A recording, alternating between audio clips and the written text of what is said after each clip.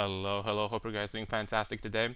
It's definitely been a while, but it's been worth waiting for this moment. 0 0.4 for PoE 2. The patch 0.4 is coming in. That is some ass. But the patch is anything but ass. It's actually pretty good. In this video, I'm going to tell you guys about what you can expect from patch 0.4. All the new content, all the stuff. We're not going to go over the patch notes because I would say that the patch notes, probably reading them on stream, took me like 2.5 hours. So that's like way too much. But overall, I'm going to tell you what's happening in 0.4, my plans, what I'm going to play, and all that stuff. So basically, let's jump into it. So right off the bat, they are adding a new class, which is of course a druid. They wanted to add it 0.3. They said they didn't have enough time to like put everything in the game, and that's totally understandable because the scope of the druid is pretty large. In total, you have the main class, obviously the druid, which is going to be by default a spellcaster. But also you have three shape-shifting forms and a new weapon type, which is going to be talismans. So you can turn into three animals, basically. A bear, as you can see on the screen right now, a werewolf, and a wyvern. Wyvern, I think it's how you pronounce it. And as you can see here, you equip the talisman, and you can turn into, the animal of your choice.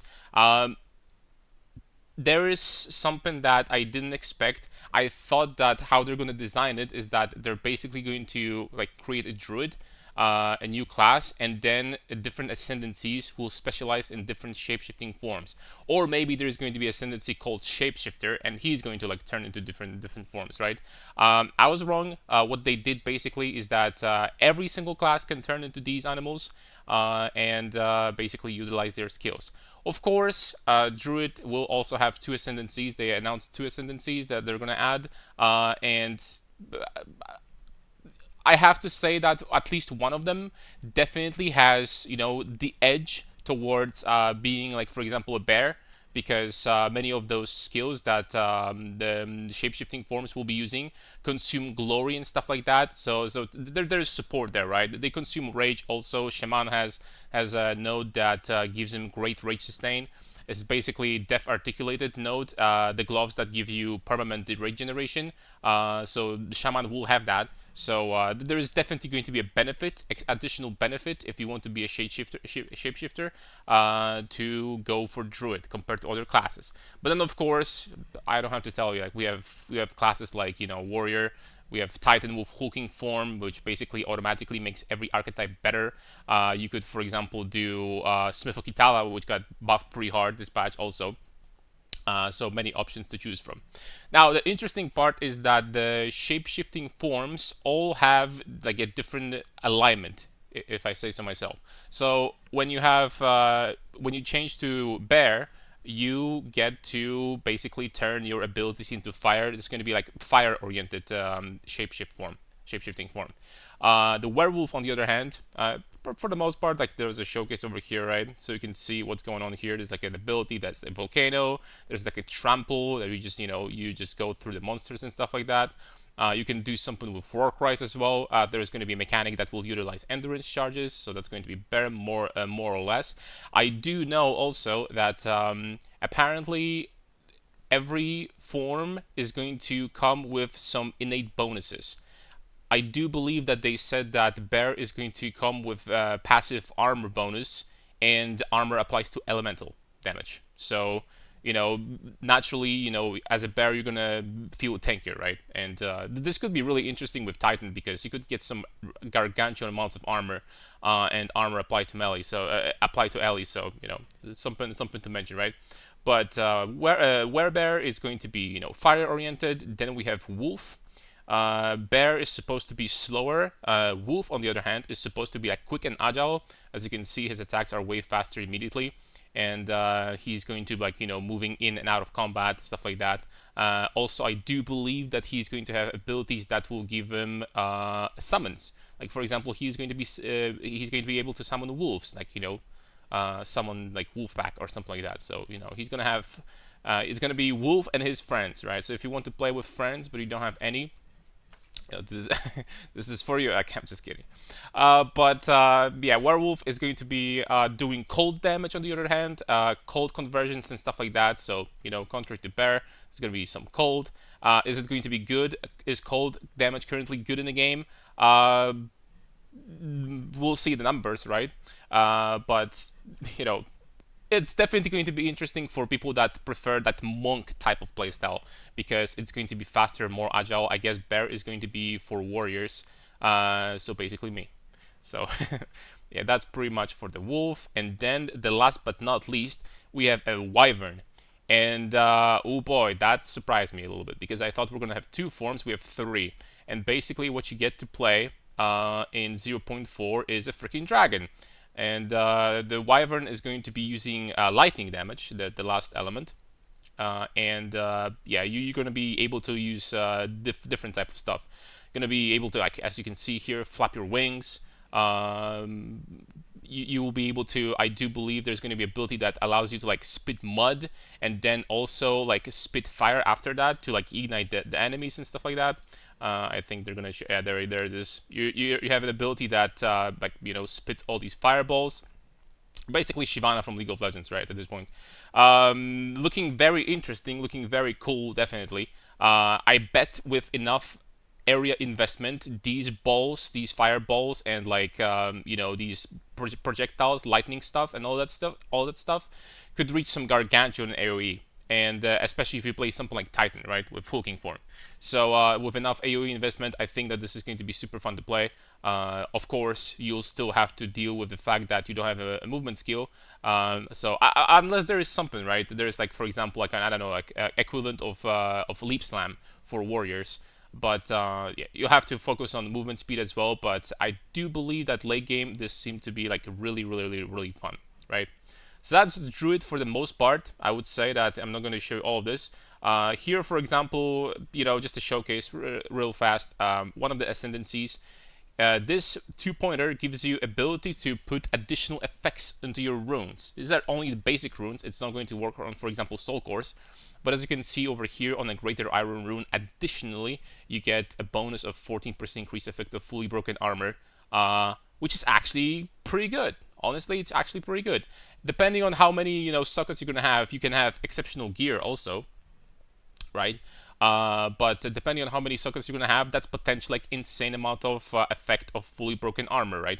And this is just like one example, right? Next up, we have, for example, the one little spoiler over here. Sorry, I just went too far. One little spoiler over here, they buffed Ignite Magnitude gargantuanly hard this league. So you'll be able to like get like some massive amount of Ignite Magnitude also, which also could be an interesting build for warriors and generally speaking for fire builds. So we're gonna get to that in the future, I bet. But here you have 40% Ignite Magnitude. Here you have critical hit chance, of course. Excuse me. Of course, this is on a martial weapon, on a rune that gives you accuracy. That kind of sucks. But I guess unless you're playing Amazon. But yeah, I mean, if you're playing Amazon, you don't have this node. So I mean, never mind. But that's one of the points. Then you have something like Apocalypse here, which I do believe you activate, and it's just going to like drop like different like catastrophes from like different elements. Like I don't know, you have these waves of lightning, cold, like meteors going down and stuff like that. So you got all that stuff.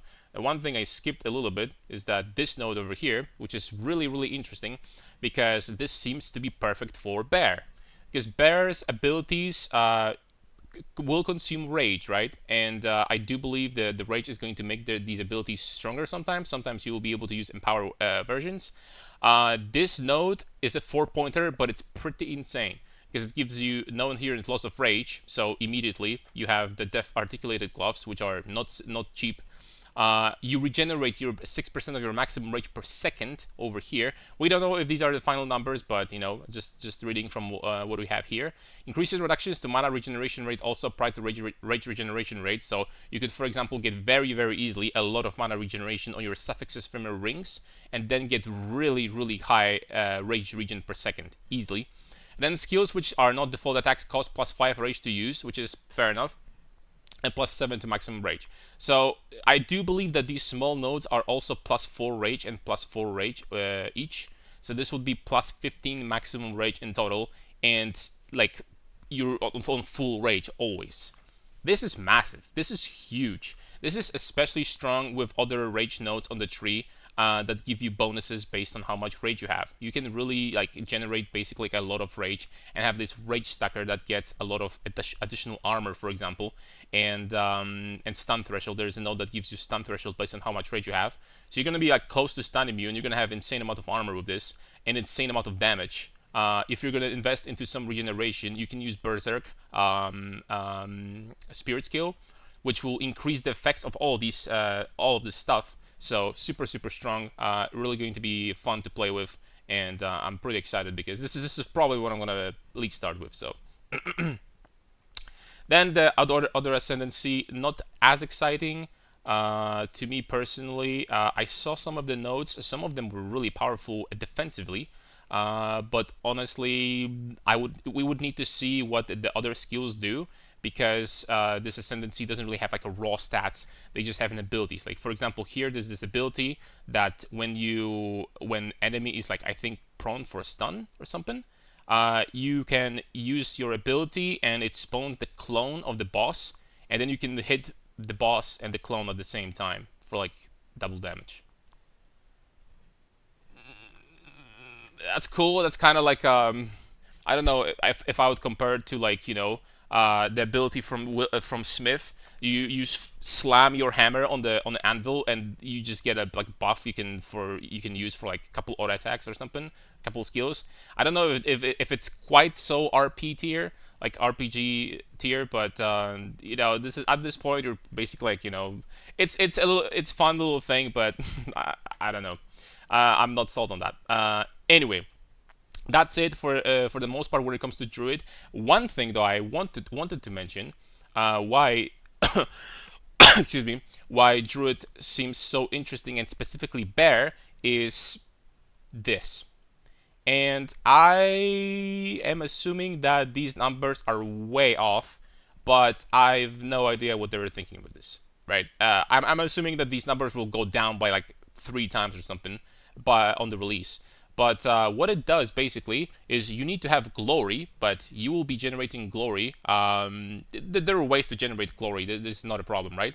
And what it does basically, it drops small meteors every 0.05 seconds. So 20 small meteors per second, and then a large meteor every second. And they fall in radius, 8-meter radius. The duration is 10 seconds. You can make it much longer, obviously, without any issues. And additionally, it also gives you rage generation per second, and additionally gives you 30% damage gain as fire. The reason why this seems to be absolutely broken on paper is because, and I was already thinking about the build that's probably going to be my league starter. We're going to try to like trample all the time and move through the maps while trampling and using this skill to like absolutely obliterate everything. The reason why this seems stupid is because that is 20 small meteors per second. And the small meteor, as you can see here, has a damage multiplier. It converts all of its damage, physical damage, to fire, which is very handy. And it has 149% attack damage multiplier. This is level 13 skill. You guys understand if you, for example, get like stuff like Conk Effect to make the area as small as possible, and then, for example, change to increased area while mapping. It's not a problem, right? And then you're just gonna swap to a boss to reduce the area as much as possible. If this can hit the same monster, and in that case boss, multiple times, then I don't know what they were thinking. Because in my opinion, it would be very simple to reduce the area on this skill. Very simple to get it to the point where basically all 20 meteors or close to it hit the boss. This is if that's how it's going to work. This is the highest damage multiplier skill in the game by far. It wipes everything in comparison. There's nothing that even comes close to this. And I'm assuming that there is a gimmick. There's probably going to be something about this that is going to work not the way that I think. But if it says what it does and it's not going to be changed until release, the numbers, then I have no freaking clue what they're thinking, because that is going to be it's level 13, right? So let's just say that level 25, which should be extremely easy to get, you're gonna get like, I don't know, 300% attack damage multiplier on small meteors. That is that is just absurd amount of damage on this skill. That is a hammer of the, excuse me, that is 2 hammers of the gods every second worth of damage. It's like, I don't know. Like, there is probably going to be something about it that I'm just wrong about, but this on paper seems absurd. So we'll see how this is gonna go. But anyway, let's jump into Fate of the Vault trailer. We're not gonna actually jump into the trailer because there's even more ass in here, believe me or not. But I digress. Anyway, what you're gonna do in this league expansion is you're going to build your own tower. And for the PoE 1 players that played PoE 1 for a long time, this is basically going to be a combination of incursion and synthesis at the same time. So basically, you're going to be getting these blocks, and you're going to be building your own temple. The blocks will give buffs to the entire temple. So basically, you're going to get a block that you're going to try to move to the next room, but the block at the same time is going to give the entire temple, like, I don't know, for example, 20% monster pack density or something like this. So late game, you will be able to build temples that will be like very, very challenging and very profitable. I would assume that there is a good chance that this is going to be one of the main farming places for end game characters in the game. I bet that someone is going to figure out something very, very powerful with this and juice this place to the oblivion, right? And the temple has a lot of different interesting rewards. Like, for example, I'm gonna show, I don't know if I'm going to find it right now. For example, you have places like these. I don't know if it's got to upgrade to level 3. There we go. I got it in perfect moment. If you're going to upgrade some of these rooms to level 3s, they're going to have special modifiers, special effects. And for example, this one, Locus of Corruption, what it does basically, it only works on corrupted items, and it can corrupt them again. And that is potentially insanely powerful for some of the end game characters, because that basically means that, I don't know, for example, you have Astromantis, you corrupted it, you get a good corruption, and now you have, for example, Astromantis with 120 attributes. Then you can corrupt it again, and you can get 140 attributes. I do believe that this is how it's going to work. You can get obviously additional implicits on your items. You can get additional sockets, I do believe. Basically, additional corruption, which is going to make it these items even more powerful. Especially super good, I think, for people that use a lot of unique items that are not necessarily expensive, because there's some niche builds sometimes that use items that not necessarily super popular.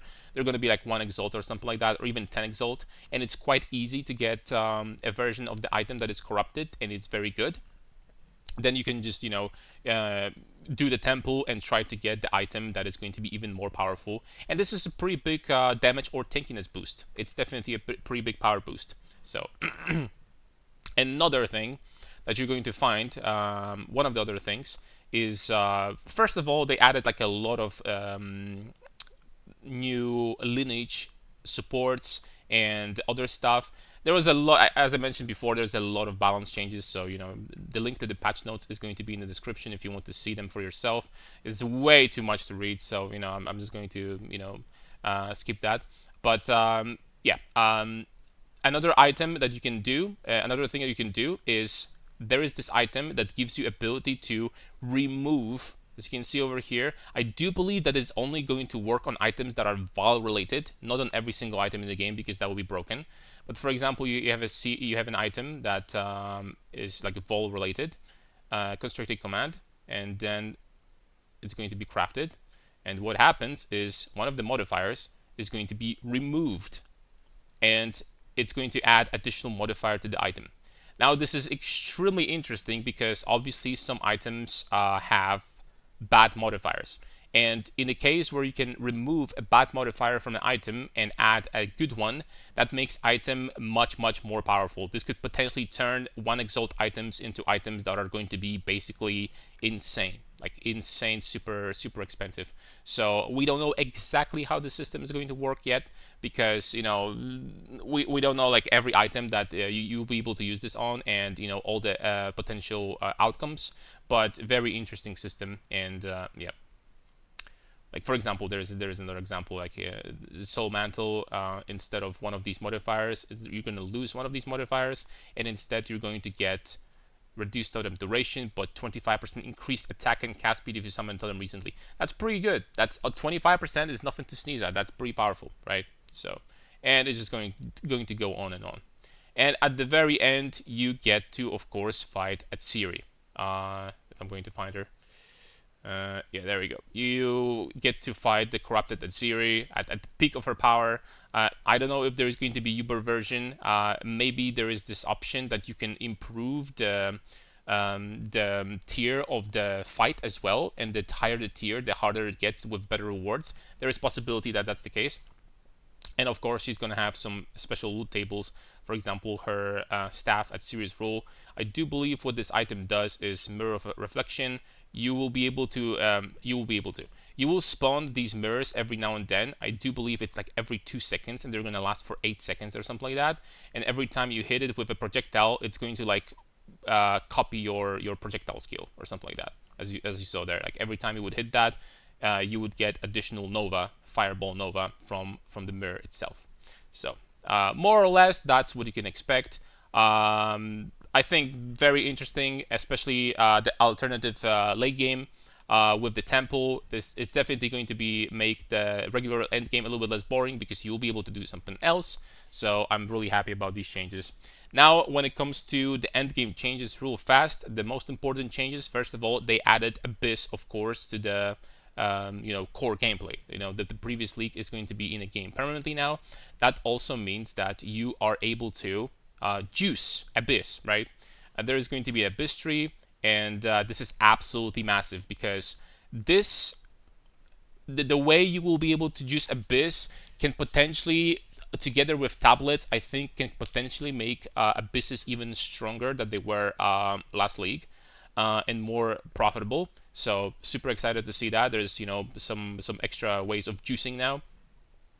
So Abyss, other than that, stays the same. Huge quality of life that they added, which is going to make mapping way less tedious, is that they remove instilling from maps. You can't instill anymore, and you can't apply the Abyss modifiers on them. To compensate for that, once you kill Arbiter of Ash for the first time, you will be able to make your tablets rare. So your tablets will basically have 4 modifiers, which is going to make the map juicing potentially much better.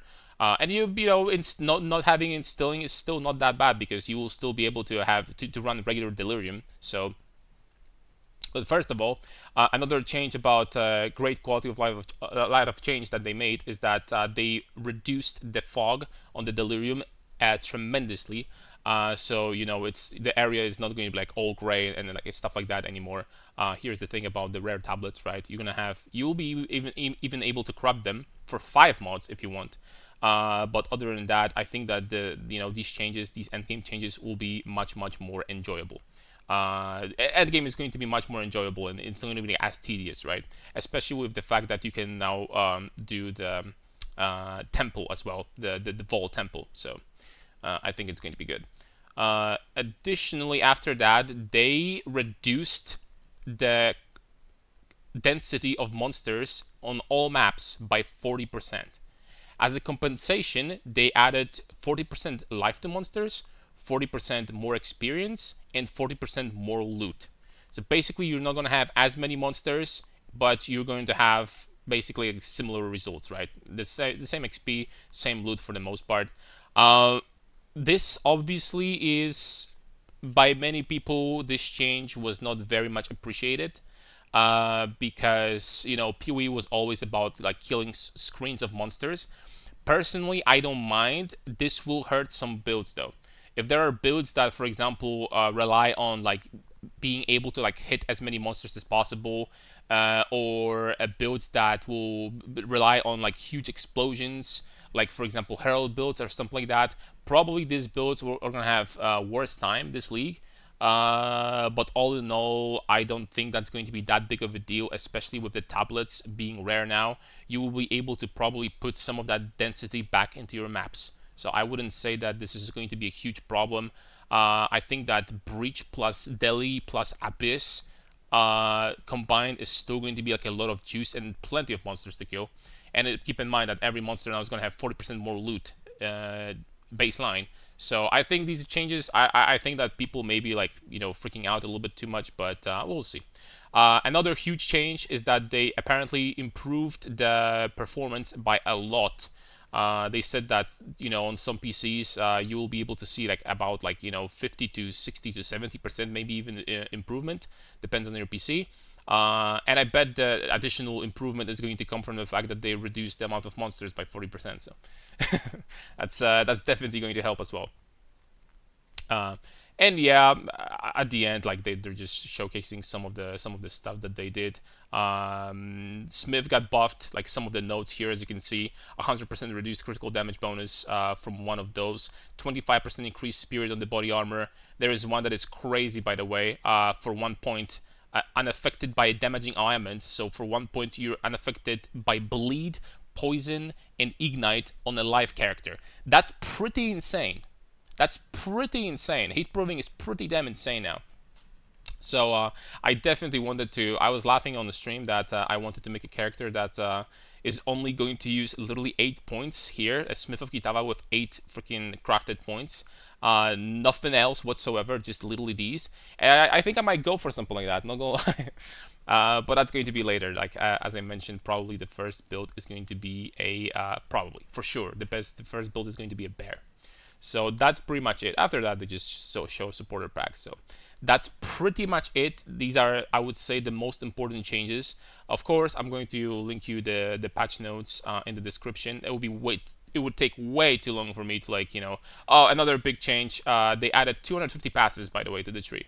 So if anyone was curious if there's like no end game changes or whatsoever, this is technically no end game, but every change to the game, to the baseline game, like for example passive tree, is always more opportunities to play the game, right? Because if more build opportunities, it's always super interesting. So 250 passives. They also said that many passives got drastically changed. Like for example, energy shield nodes got slightly nerfed, I do believe, which I wonder what slightly means. But anyway, yeah. That's pretty much it this time. The plan I have for the league start, as I mentioned, is a bear. A short summary, what I think about the patch. I think that the patch is looking great.